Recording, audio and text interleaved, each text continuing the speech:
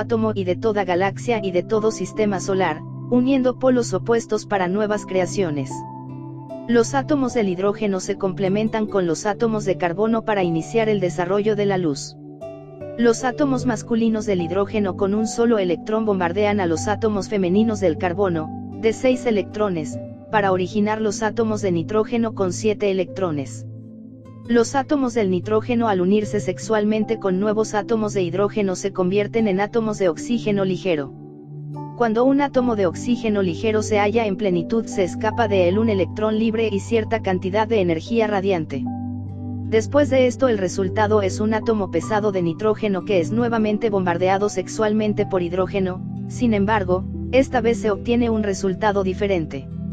El propio átomo de hidrógeno captura uno de los electrones del nitrógeno para formar un átomo de helio con 2 electrones, en tanto que el átomo de 7 electrones del nitrógeno se reduce al átomo de 6 electrones del carbono con el que empezamos, porque el fin es siempre igual al principio más la experiencia del ciclo. Esa es la ley. Así se cierra este ciclo sexual del carbono. La luz solar se gesta sexualmente en la novena esfera, el sexo. La gran luz solar es el resultado químico y matemático de los distintos procesos sexuales atómicos del carbono. Los átomos del hidrógeno vienen a constituir un puente entre el espíritu universal de vida y la materia de diferentes densidades. El fraccionamiento del átomo, las explosiones nucleares, liberan materia abismal sumergida, nuevos elementos atómicos terriblemente malignos, neptunio, 93, plutonio, 94, americio, 95, y clurio, 96. Este tipo infernal de sustancias atómicas terriblemente malignas se escapan del abismo con las explosiones atómicas, y atraen a la superficie de la Tierra y a la mentalidad de las gentes ciertas características psicológicas, espantosamente monstruosas. La desintegración del átomo es una blasfemia, una locura científica que no solamente trae daños físicos a este afligido mundo, sino también monstruosidades psíquicas mentales, abominaciones espantosas de tipo infernal, etc. Si el ser humano estudiara mejor la energía solar y la aprendiera a usar inteligentemente, el combustible líquido sería eliminado y la conquista del espacio sería un hecho, a condición de una conducta recta. Donde alcance a llegar un rayo de luz solar alcanza a llegar el hombre. La energía solar es millones de veces más potente que la energía atómica. Esta gran molécula, este sistema solar de Ors, funciona maravillosamente gracias al terrible potencial de la energía solar. Capítulo V. La novena esfera. La Tierra es un organismo maravilloso lleno de intensa vitalidad cósmica. En la superficie de la Tierra existen rocas formidables donde habitan dichosos los gnomos, tierra y arena. El interior del organismo planetario es desconocido para la ciencia oficial. Realmente es muy poco lo que los científicos saben sobre el interior de nuestro mundo. Se dice que la temperatura va aumentando progresivamente de acuerdo con la profundidad, en proporción de 1 grado centígrado. Las ondas producidas por los terremotos dentro del interior del organismo planetario, se comportan como si penetrasen en el elemento líquido, pero como si atravesaran un sólido cuando se propagan más cerca de la superficie. La capa de la superficie parece ser una corteza de 50 a 60 kilómetros de profundidad. Sobre esta corteza maravillosa se encuentran los minerales, suelos, arena y agua. Debajo de esta formidable corteza sobre la cual se ha desarrollado toda la historia de la humanidad, existe otra capa de 3.500 metros de espesor, compuesta de magnesio, oxígeno y silicio combinados en otra forma de roca sólida. Nada por ahora pueden saber los científicos sobre el núcleo de la Tierra, ellos tan solo opinan que su densidad y temperatura son muy elevadas y que aproximadamente mide 6.500 kilómetros de diámetro. Desde el punto de vista esotérico, la Tierra tiene 9 estratos y en el 9º se halla el símbolo del infinito. Es necesario saber que el símbolo sagrado del infinito se encuentra en el corazón de la Tierra, en su núcleo viviente y tiene forma de un 8 colocado en forma horizontal. En el santo 8, en el símbolo del infinito, se halla colocado simbólicamente el cerebro, corazón y sexo del genio de la Tierra. Los dos círculos opuestos del santo 8, representan el cerebro y el sexo. El centro del santo 8 es la sede simbólica del corazón. La lucha es terrible, cerebro contra sexo, sexo contra cerebro, y lo que es más terrible y lo que es más amargo, es aquello de corazón contra corazón. Todos los seres organizados que viven sobre la superficie de la Tierra, están estructurados de acuerdo con este símbolo. En el centro del Santo 8, existe un átomo central en el cual gravitan las 12 esferas de vibración cósmica entre las cuales debe desarrollarse una humanidad solar. 9 meses permanece el feto dentro del vientre materno y 9 edades son necesarias para que nazca la humanidad planetaria. La novena esfera es el sexo. En la novena esfera se encuentran el fuego y el agua, origen de mundos, bestias, hombres y dioses. Toda auténtica iniciación blanca comienza por allí. En la novena esfera se halla la fragua encendida de Vulcano, allí baja Marte para retemplar su espada y conquistar el corazón de Venus, Hermes para limpiar los establos de Augías y Perseo para cortar la cabeza de la Medusa con su espada flamígera. Desde los antiguos tiempos, el descenso a la novena esfera fue prueba máxima para la suprema dignidad del hierofante, Bude, Hermes, Jesús, Krishna, Dante, Zoroastro, Quetzalcóatl, Mahoma, Moisés, etc. El símbolo del infinito es un símbolo esotérico que solo se puede conocer a través del esoterismo. Los grandes iniciados dicen que este símbolo está elaborado en oro puro y que se encuentra exactamente en el centro de la Tierra, en la novena esfera. Realmente dentro de la Tierra viviente existen los mayores esplendores y las tinieblas más espesas. Tenemos que comprender los tres aspectos del interior, de la Tierra.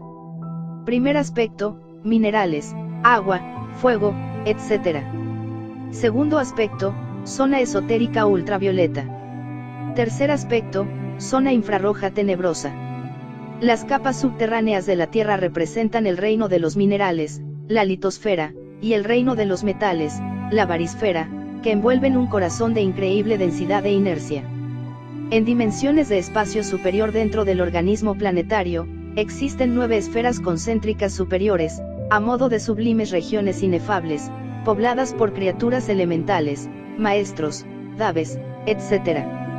En dimensiones de espacio inferior sumergido infrarrojo, existen a modo de esferas concéntricas los mundos infiernos, de densidad creciente, que conducían según el Dante hacia el medio, en cuyo punto únense todas las sustancias pesadas. Ese punto, al cual de todas partes es arrastrada toda sustancia pesada. Este es, el centro del corazón de la Tierra donde se encuentra el máximo de densidad y gravedad, el asiento fundamental de Satán, el infierno. Donde la luz brilla más clara, allí también las tinieblas son más espesas, esa es la ley de las analogías de los contrarios. En el centro del corazón de la Tierra está la silla de Satán y el templo del genio de la Tierra, el símbolo del infinito y los ángeles y los demonios en eterna batalla. El núcleo de la Tierra tiene en sí mismo 3 aspectos. Primero, físico. Segundo, regiones del ultravioleta. Tercero, regiones del infrarrojo. La novena esfera, el sexo, en el centro de la Tierra y en el hombre, es el campo de batalla entre los poderes de la luz y los poderes de las tinieblas. La clave secreta que nos permite entrar a la novena esfera es el arcano AZF, el Sahajamaitana. Recordemos que los símbolos de Shiva, el tercer logos, son siempre el lingam negro embutido en el yoni.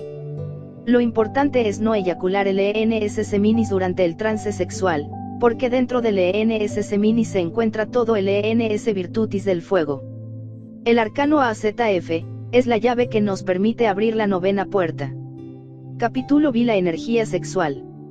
El sexo tiene un ciclo de 84 años y está gobernado por el planeta Urano. Los polos norte y sur del planeta Urano en forma cíclica se alternan apuntando hacia el Sol. Dichos polos son los factores determinantes del ciclo maravilloso de los 84 años en la humana especie. Si el polo positivo masculino de Urano apunta hacia el Sol, predomina sobre la Tierra el impulso sexual masculino. Si el polo negativo femenino de Urano apunta hacia el Sol, predomina sobre la Tierra el impulso sexual femenino. Durante 42 años tiene predominio el sexo masculino, durante 42 años reina soberano el sexo femenino. La historia de la piratería, la edad de Isabel, del despliegue masculino, aventuras caballerescas, representan claramente el ciclo sexual masculino. Este año 1965 en que las mujeres se desnudan, predominan, mandan, acusan, señala claramente el cielo sexual femenino.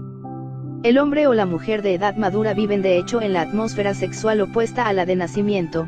Semejante atmósfera es de hecho totalmente estimulante.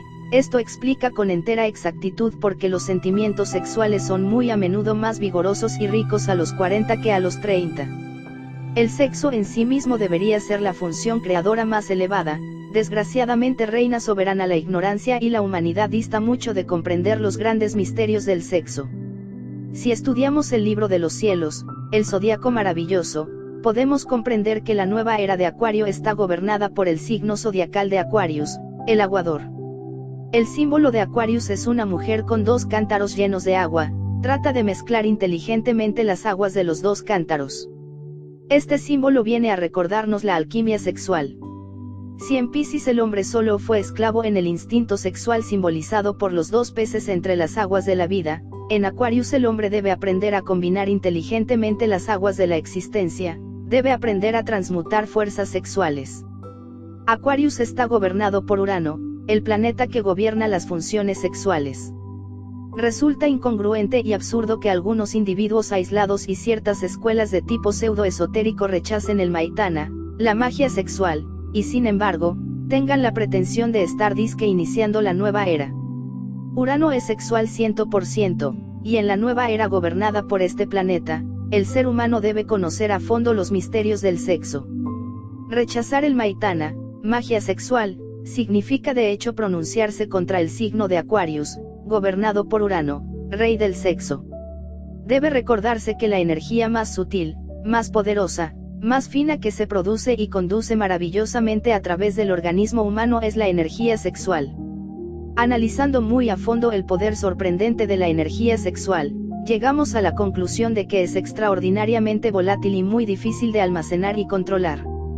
La energía sexual es como un depósito de dinamita, su presencia significa una fuente formidable de tremenda potencialidad y también un peligro constante de explosión catastrófica. La energía sexual tiene sus propios canales de circulación, su propio sistema eléctrico organizado. Cuando la energía sexual se infiltra en el mecanismo de otras funciones puede entonces producir grandes explosiones, tremendas catástrofes biológicas, fisiológicas y psíquicas. Las manifestaciones de tipo violento y destructivo de la energía sexual se derivan de ciertas actitudes psicológicas negativas hacia el sexo en general. La sospecha, el miedo al sexo, los prejuicios sexuales, el sentido cínico, brutal u obsceno del sexo, etc., obstruyen los canales por donde circula la energía sexual y, entonces, ésta se desvía infiltrándose dentro de otros canales, sistemas y funciones, donde produce catástrofes espantosas. El aspecto de tales catástrofes suele ser multifacético. A veces tiene aspectos de fuego que flamea con la ira apasionada, otras veces la amargura de la réplica nociva, palabras que hieren, violentas denuncias, etc. Todo esto y millares de asqueantes asuntos de la humana especie, se deben precisamente a la infiltración de la energía sexual dentro de canales y funciones diferentes. Las personas que malgastan la energía sexual en conversaciones morbosas de tipo sexual, o viendo películas pornográficas, o leyendo novelas deshonestas, se vuelven impotentes. Las personas que gastan el tiempo miserablemente razonando sobre el acto sexual sin cumplir con sus funciones sexuales, se vuelven impotentes, cuando realmente, fuera de todo razonamiento, van a efectuar el acto sexual, no pueden, fracasan. La imaginación y la razón mal usadas pueden conducirnos a la impotencia de tipo psicosexual. La imaginación morbosa, el mal uso de la imaginación, acaba con la energía sexual y cuando el individuo va a realizar el acto, fracasa, está impotente. El excesivo razonamiento sobre el sexo conduce a la impotencia. Aquel que solo vive analizando el acto sexual sin realizarlo, cuando ya va a realizarlo de verdad, tiene que pasar por la tremenda sorpresa de que no puede, está impotente. Al llegar a esta parte del presente capítulo, nuestros lectores no deben espantarse. Estudiar los misterios del sexo es urgente, pero abusar del razonamiento sexual excluyendo el acto sexual, por larguísimo tiempo indefinido, produce impotencia psicosexual. Existe la subimaginación y la infraimaginación. Cualquier persona puede, si así lo desea, contemplar con pureza a otra persona del sexo opuesto, pero la subimaginación y la infraimaginación